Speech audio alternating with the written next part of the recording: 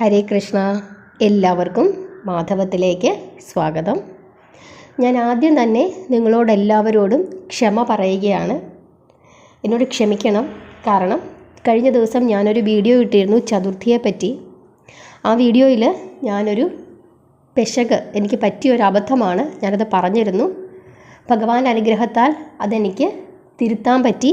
അതിന് നമ്മളെ സഹായിച്ചത് ശ്രീജ എന്ന് പറയുന്ന നമ്മുടെ വീഡിയോ കാണുന്ന ഒരു കുട്ടിയാണ്. ശ്രീജയാണ് എനിക്ക് ആ മെസ്സേജ് അയച്ചത്. ശ്രീജ ആ മെസ്സേജ് അയച്ചത് ഗണപതിയുടെ, ഞാൻ പറഞ്ഞത് ദ്വിജപ്രിയ രൂപത്തിൽ ഗണപതിയെ പ്രാർത്ഥിക്കണമെന്ന് ഞാൻ പറഞ്ഞു. അപ്പോൾ ദ്വിജപ്രിയ രൂപം ഏതാണ് എന്ന് ശ്രീജ എനിക്ക് മെസ്സേജ് ഇട്ട് ചോദിച്ചു. അപ്പോഴാണ് ഞാൻ അങ്ങനെയാണോ പറഞ്ഞത് എന്നെനിക്ക് ഒരു സംശയം തോന്നി. ഞാൻ നോക്കിയപ്പോൾ ഞാൻ ബുക്കിൽ എഴുതി വെച്ചത് ഞാൻ എല്ലാ മാസങ്ങളിലെയും ഇങ്ങനെ എഴുതി വെച്ചപ്പോൾ ഞാൻ ഇങ്ങോട്ടേക്ക് മാറ്റി എഴുതിയപ്പോൾ എനിക്ക് തെറ്റിപ്പോയി.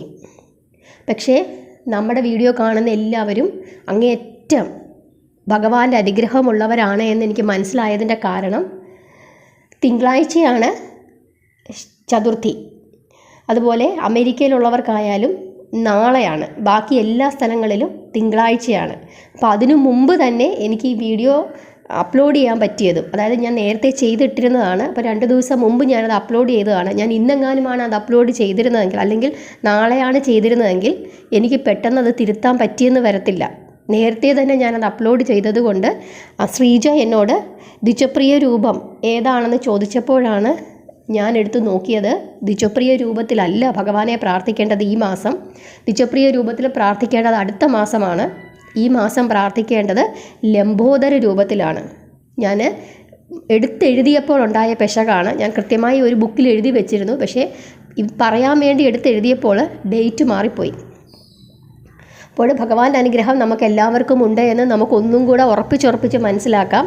കാരണം തിങ്കളാഴ്ച വൈകുന്നേരം എങ്ങാനും ആണ്, അല്ലെങ്കിൽ നിങ്ങളെല്ലാവരും പ്രാർത്ഥിച്ചതിന് ശേഷമാണ് എനിക്ക് ശ്രീജ ഇങ്ങനെ ചോദിച്ചിരുന്നതെങ്കിൽ എനിക്കത് മാറ്റി പറയാൻ പറ്റുമായിരുന്നില്ല. എല്ലാം ഭഗവാൻ ഒന്ന് തന്നെ, ഗണപതി എല്ലാം ഒന്ന് തന്നെ. എങ്കിലും നമുക്ക് നമ്മുടെ ആ ദിവസത്തിന് മുമ്പ് തന്നെ തിരുത്താൻ പറ്റിയതിൻ്റെ ഒരു വലിയ സന്തോഷത്തിലും ആശ്വാസത്തിലുമാണ് ഞാൻ. കാരണം അതിൽ നിന്ന് നമുക്ക് മനസ്സിലാക്കാൻ പറ്റുന്നത് നമ്മുടെ ഈ ചാനൽ കാണുന്നവരെല്ലാവരെയും ഭഗവാൻ അനുഗ്രഹിച്ചിരിക്കുന്നു. തെറ്റുകൾ നേരത്തെ തന്നെ ഭഗവാൻ നമുക്ക് തിരുത്തി തരുന്നുണ്ട്. അതുകൊണ്ട് നമ്മളെല്ലാവരും അത്യന്തം ഭാഗ്യവാന്മാരും ഭാഗ്യവതികളുമാണ് എന്ന് ഒന്നും കൂടെ ഉറപ്പിക്കുകയാണ്. Thank you Sreeja. ഇങ്ങനെ നിങ്ങൾ ചോദിച്ചതുകൊണ്ടാണ് എനിക്കത് തിരുത്താൻ പറ്റിയത്. വളരെ വളരെ വളരെ ഭഗവാന്റെ പേരിൽ ഞാൻ നന്ദി പറയുന്നു. അപ്പോൾ തിങ്കളാഴ്ചയാണ് നമ്മുടെ ഭാരതത്തിലും മറ്റെല്ലാ സ്ഥലങ്ങളിലും ഗൾഫ് രാജ്യങ്ങളിലുമൊക്കെ ചതുർത്ഥി വരുന്നത്. വളരെ പ്രത്യേകതയുള്ള ചതുർത്ഥിയാണ്. അതുകൊണ്ടാണ് തെറ്റിപ്പോയപ്പോൾ ഭഗവാൻ എന്ത് ചെയ്തത്? നമ്മളെ തിരുത്തിച്ചത്. അങ്ങനെയല്ല, നിങ്ങൾ ഇങ്ങനെ പ്രാർത്ഥിക്കൂ എന്ന് ഭഗവാൻ ശ്രീജയുടെ രൂപത്തിലൂടെ വന്ന് നമ്മളോട് പറയുകയാണ്. അപ്പോൾ എന്തായാലും നമ്മളെല്ലാവരും തിങ്കളാഴ്ച ദിവസം പ്രാർത്ഥിക്കണം. അമേരിക്കയിലുള്ളവർ ഞായറാഴ്ച ദിവസവും പ്രാർത്ഥിക്കണം. ശുദ്ധാഹാരത്തിലിരുന്ന് വ്രതമെടുത്ത് പ്രാർത്ഥിക്കാൻ കഴിയുമെങ്കിൽ അത്രയും നല്ലതാണ്. കാരണം ഒരു മാസം 2 ചതുർത്ഥികളാണ് വരുന്നത്.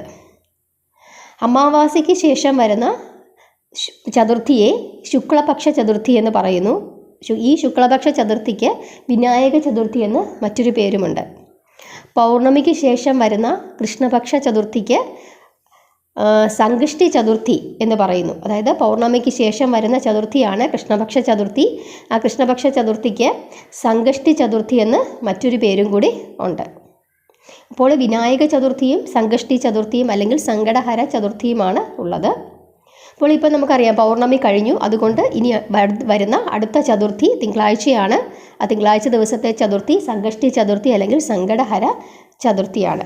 ഈ ചതുർത്ഥിയിൽ നമ്മൾ ഭഗവാൻ ഗണേശനെയാണ് പ്രാർത്ഥിക്കേണ്ടത്. ഈ മാസം നമ്മൾ പ്രാർത്ഥിക്കേണ്ട ഭഗവാന്റെ രൂപമെന്ന് പറയുന്നത് ലംബോദര രൂപമാണ്. 108 നാമങ്ങളുണ്ട് ഭഗവാന്. അതുപോലെ അഷ്ടവിനായകന്മാരുണ്ട്. അതിലെ ഒരു രൂപമാണ് ലംബോദര രൂപം. ഭഗവാന്റെ ഏറ്റവും വലിയ രൂപമാണ് ലംബോദര രൂപം. വലിയ വയറുമൊക്കെ ആയിട്ട് ഇരിക്കുന്ന ആ ഭഗവാന്റെ രൂപമാണ് ലംബോദര രൂപം. ഭഗവാനെ പ്രാർത്ഥിച്ചാൽ, വ്രതമെടുത്ത് പ്രാർത്ഥിച്ചാൽ സകലവിധ പ്രയാസങ്ങളും മാറുമെന്നാണ് പറയുന്നത്. ഈ സംകഷ്ടി ചതുർത്ഥി അല്ലെങ്കിൽ ബുദ്ധിമുട്ടി ചതുർത്ഥി എന്നും മറ്റൊരു പേര് പറയുന്നുണ്ട്, അല്ലെങ്കിൽ സങ്കടഹര ചതുർത്ഥി എന്നും ഒക്കെ പറയുന്നുണ്ട്.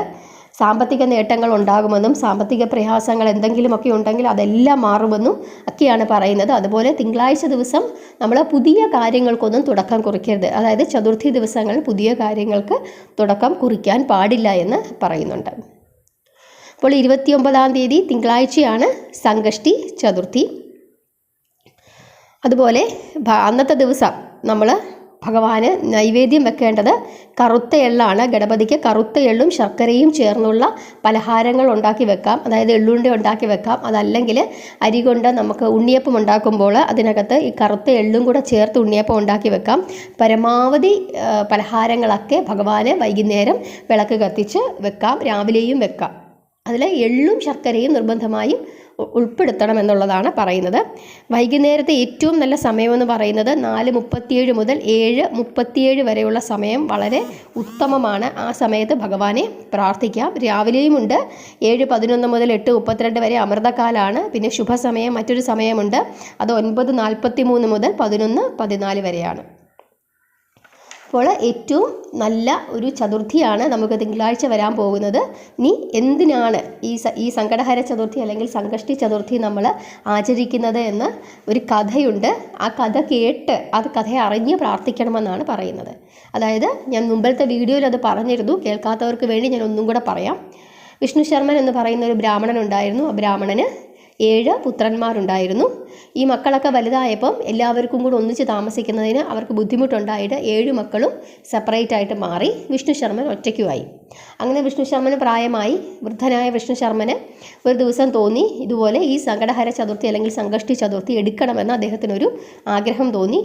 ഓരോ മരുമക്കളെ എടുത്ത് ചെല്ലുന്നു. മരുമക്കൾ ആരും തന്നെ സമ്മതിക്കുന്നുമില്ല, ആട്ടി ഓടിക്കുകയും ചെയ്യുന്നുണ്ട്. മൂത്ത മരുമകളൊക്കെ ആട്ടി ഓടിക്കുന്നു.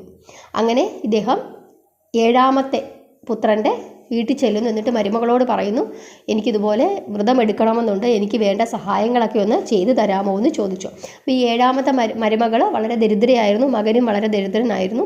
അതിനെന്താ അച്ഛായ വേണ്ട സഹായങ്ങളെല്ലാം ചെയ്തു തരാം, ഇവിടെ നിന്നോളൂ എന്ന് പറഞ്ഞ് അവിടെ നിർത്തുന്നു. എന്നിട്ട് ഭിക്ഷ എടുത്തിട്ടാണ് വ്രതം എടുക്കാനുള്ള കാര്യങ്ങളെല്ലാം ഒപ്പിച്ചു കൊടുക്കുന്നത് ഈ ഇളയ മരുമകൾ. അങ്ങനെ ഇദ്ദേഹം വ്രതം എടുക്കുന്നു, ഉപവസിക്കുകയാണ് ചെയ്യുന്നത്. അങ്ങനെ ഉപവസിക്കുന്നു. വൈകുന്നേരം ആയപ്പോഴേക്കും ഈ വിഷ്ണു ശർമ്മന് തീരെ വയ്യാതാകുന്നു, അവശനാകുന്നു. അപ്പോൾ രാത്രി മുഴുവൻ ഉറക്ക വളച്ചിരുന്ന് മരുമകൾ ഈ അച്ഛനെ ശുശ്രൂഷിക്കുന്നു. പിറ്റേ ദിവസം രാവിലെ കതക് തുറന്ന വെളിയിൽ ഇറങ്ങുമ്പോൾ മുറ്റം മുഴുവൻ ധാരാളം രത്നങ്ങളൊക്കെ കിടക്കുന്നതായിട്ടാണ് കാണുന്നത്. അപ്പോൾ ഈ മരുമകൾ പീഡിക്കുന്നു, ഇത് ഞാൻ മോഷ്ടിച്ചതാണെന്ന് ആരെങ്കിലും പറയുമോ, എന്നെ കള്ളിയാക്കുമോ എന്നൊക്കെ പറഞ്ഞ് മരുമകൾ അങ്ങ് ഉച്ചത്തിൽ നിലവിളിക്കാൻ തുടങ്ങി. അപ്പോഴേക്കും വിഷ്ണു ശർമ്മൻ വയ്യാതെ എഴുന്നേറ്റ് വന്നിട്ട് പറയുന്നു, അതുകൊണ്ടൊന്നുമല്ല, നമ്മൾ ഈ സംകഷ്ടി ചതുർത്ഥി എടുത്തത് കൊണ്ട് ഭഗവാൻ നമ്മുടെ സാമ്പത്തിക പ്രയാസങ്ങളൊക്കെ മാറ്റിയതാണ്. അതുകൊണ്ട് ഭഗവാനോട് പ്രാർത്ഥിക്കൂ, നിന്നെ ഒരിക്കലും ആരും മോഷ്ടാവാണെന്ന് പറയില്ല, ഭഗവാന്റെ അനുഗ്രഹമാണ് എന്ന് പറയുന്നു. അങ്ങനെ പെട്ടെന്ന് തന്നെ ഈ മരുമകളും മകനും വലിയ സമ്പന്നരായി മാറുന്നു. അത് കണ്ടുകൊണ്ട് മറ്റു മരുമക്കളും ഒക്കെ അവിടെ വന്നിട്ട് പറയുന്നു, വിഷ്ണു ശർമ്മന് ഒരുപാട് പണം ഉണ്ടായിരുന്നു, ആ പണമെല്ലാം ഇളയ മരുമകൾക്കും മകനുമാണ് കൊടുത്തതെന്ന് പറഞ്ഞ് വീണ്ടും വഴക്കുണ്ടാക്കുന്നു. ആ സമയത്ത് വിഷ്ണു ശർമ്മൻ പറയുകയാണ്, അങ്ങനല്ല, ഇതേപോലെ ഈ വ്രതം എടുത്തത് കൊണ്ടാണ്, ശുദ്ധമായ മനസ്സോടുകൂടി ആത്മാർത്ഥതയോടുകൂടി ഈ വ്രതം എടുത്തത് കൊണ്ടാണ് ഈ സാമ്പത്തിക പ്രയാസങ്ങളൊക്കെ ഭഗവാൻ മാറ്റി തന്നതെന്ന് പറയുന്നു. അപ്പോൾ ഈ കഥ കേട്ടിട്ടാണ് നമ്മൾ പ്രാർത്ഥിക്കേണ്ടത്. നമ്മൾ വ്രതം എടുത്താൽ പിറ്റേ ദിവസം രാവിലെ രത്നമൊന്നും നമ്മുടെ വീട്ടിൽ വന്ന് കിടക്കത്തൊന്നുമില്ല. പക്ഷേ നമ്മൾ ഭഗവാനെ ആത്മാർത്ഥമായിട്ട് വിളിച്ച് പ്രാർത്ഥിച്ചാൽ തീർച്ചയായും നമ്മുടെ സാമ്പത്തികപരമായ പ്രയാസങ്ങളൊക്കെ മാറുന്നതിന് ഭഗവാൻ ഒരു വഴി നമുക്ക് കാണിച്ചു തരും.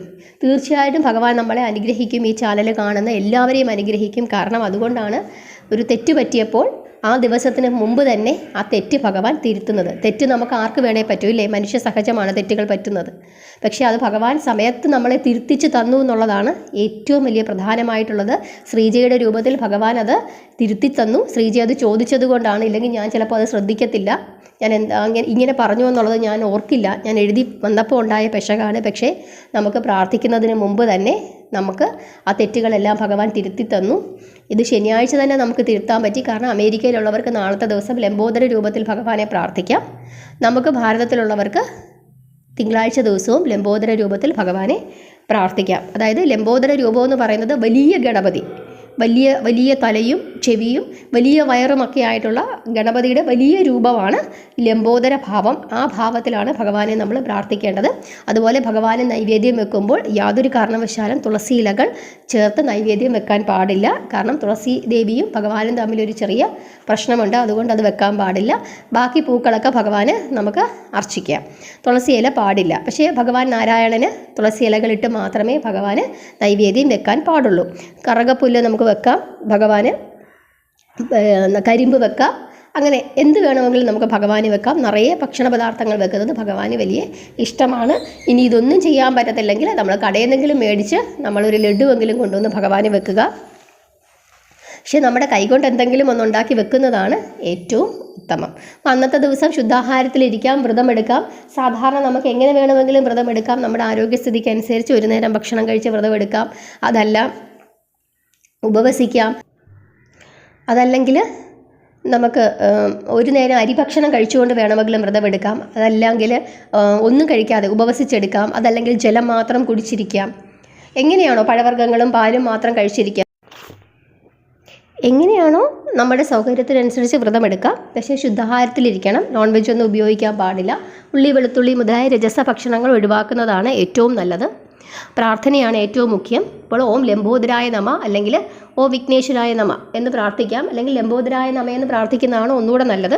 കാരണം ഭഗവാന്റെ ആ രൂപത്തെയാണ് നമ്മൾ പ്രാർത്ഥിക്കേണ്ടത്. അപ്പോൾ ആ തിങ്കളാഴ്ച ദിവസവും കൂടെ വന്നതുകൊണ്ട് ആ കുടുംബത്തെ പ്രാർത്ഥിക്കുന്നത് വളരെ നല്ലതാണ്. ശിവസഹസ്രനാമം ജപിക്കുന്നത് നല്ലതാണ്.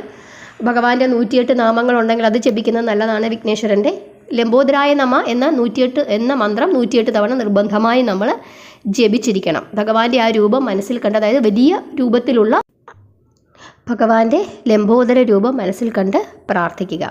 ഇതാണ് അന്നത്തെ ദിവസം ചെയ്യേണ്ടത്. അങ്ങനെ നമ്മൾ ശുദ്ധാഹാരത്തിലിരുന്ന് ശുദ്ധമായ മനസ്സോടുകൂടി ഭഗവാനെ വിളിച്ച് പ്രാർത്ഥിച്ചാൽ തീർച്ചയായും അതിൻ്റെ ഫലം നമുക്ക് ലഭിക്കുമെന്നുള്ള കാര്യത്തിൽ 100% ഉറപ്പാണ്. കാരണം അതുകൊണ്ടാണ് നമ്മുടെ ഈ ചാനൽ കാണുന്നവരെല്ലാവരും കൃത്യമായി പ്രാർത്ഥിക്കുന്നതിന് വേണ്ടി ശ്രീജയുടെ രൂപത്തിൽ നമ്മുടെ മുമ്പിലേക്ക് ഭഗവാൻ വന്നത്. എനിക്ക് വളരെ സന്തോഷമായി. ഭഗവാൻ അതിന് മുമ്പേ തന്നെ നമ്മളെ തിരുത്തി തന്നല്ലോ. ഇങ്ങനെയാണ് ഭഗവാൻ നമ്മളെ വഴി കാട്ടിക്കുന്നത്. തെറ്റായ വഴികൾ കൂടെ നമ്മൾ നടക്കുമ്പോൾ ഭഗവാൻ നമ്മളെ നേർവഴി കാണിച്ചു തരുന്നത് ഇതേ രൂപത്തിലാണ്. ആരുടെയെങ്കിലും രൂപത്തിൽ ഭഗവാൻ വന്ന് നമ്മളെ നേർവഴി കാണിച്ചു തരും. അപ്പോൾ അത്യന്തം വിദ്യാകാരകനാണ് ഭഗവാൻ, ബുദ്ധിശാലിയാണ്. അതുകൊണ്ടാണ് ഭഗവാന്റെ ആ രൂപം. ആരാണ് ഗണപതി എന്നൊരു വീഡിയോ ഞാൻ ഇട്ടിരുന്നു. അതിനകത്ത് ഗണപതിക്ക് എന്തൊക്കെ ഗുണങ്ങളുണ്ട് എന്നുള്ളതിനെ പറ്റി വ്യക്തമായി അതിനകത്ത് ഞാൻ പറഞ്ഞിട്ടുണ്ട്. അത്യന്തം ബുദ്ധിശാലിയായ ഒരു ഭഗവാനാണ് ഗണപതി. അതുകൊണ്ട് വിദ്യാസംബന്ധമായ എന്തെങ്കിലും ബുദ്ധിമുട്ടുകളൊക്കെ ഉള്ളവർ, അതല്ലെങ്കിൽ ഓർമ്മക്കുറവ് പോലുള്ള പ്രശ്നങ്ങളുള്ളവർക്കൊക്കെ ഭഗവാനെ വിളിച്ച് പ്രാർത്ഥിക്കാം. സാമ്പത്തിക ബുദ്ധിമുട്ടുകളുള്ളവർക്ക് ഭഗവാനെ വിളിച്ച് പ്രാർത്ഥിക്കാം. എന്ത് കാര്യം ചെയ്താലും മുടക്കമായിട്ട് വരുന്നവർക്കൊക്കെ ഭഗവാനെ വിളിച്ച് പ്രാർത്ഥിക്കാം. അങ്ങനെ എല്ലാ നമ്മുടെ ദുരിതങ്ങളും പ്രശ്നങ്ങളും മാറ്റിത്തരുന്ന ഭഗവാനാണ് ഭഗവാൻ വിഘ്നേശ്വരൻ. അപ്പോൾ തിങ്കളാഴ്ച ദിവസത്തെ പ്രാർത്ഥന ഒരു കാരണവശാലും മുടക്കരുത്. തിങ്കളാഴ്ച തീർച്ചയായും ചതുർത്ഥി തിഥിയിൽ ഭഗവാനെ വിളിച്ച് നിർബന്ധമായും പ്രാർത്ഥിക്കുക. ലംബോദര രൂപത്തിൽ പ്രാർത്ഥിക്കുക. നമുക്ക് പറ്റുന്നത് പോലെ ഭഗവാന് വഴിപാടുകൾ ചെയ്യുക. ഗണപതി ക്ഷേത്ര ദർശനം വളരെ ഉത്തമമാണ്. ഭഗവാനെ ഒരു തേങ്ങയൊക്കെ അടിച്ച് പ്രാർത്ഥിക്കുന്നത് വളരെ വളരെ ഉത്തമമാണ്. അപ്പോൾ ലംബോദര രൂപം മനസ്സിൽ കാണുക. ഭഗവാന്റെ ആ വലിയ രൂപം, ആ രൂപമാണ്, അതായത് 108 ഗണപതിമാരുള്ളതിൽ ഏറ്റവും വലിയ രൂപമാണ് ഈ ലംബോദര രൂപം. ആ രൂപത്തെ മനസ്സിൽ കണ്ട് വേണം പ്രാർത്ഥിക്കാൻ. ഹരേ കൃഷ്ണ.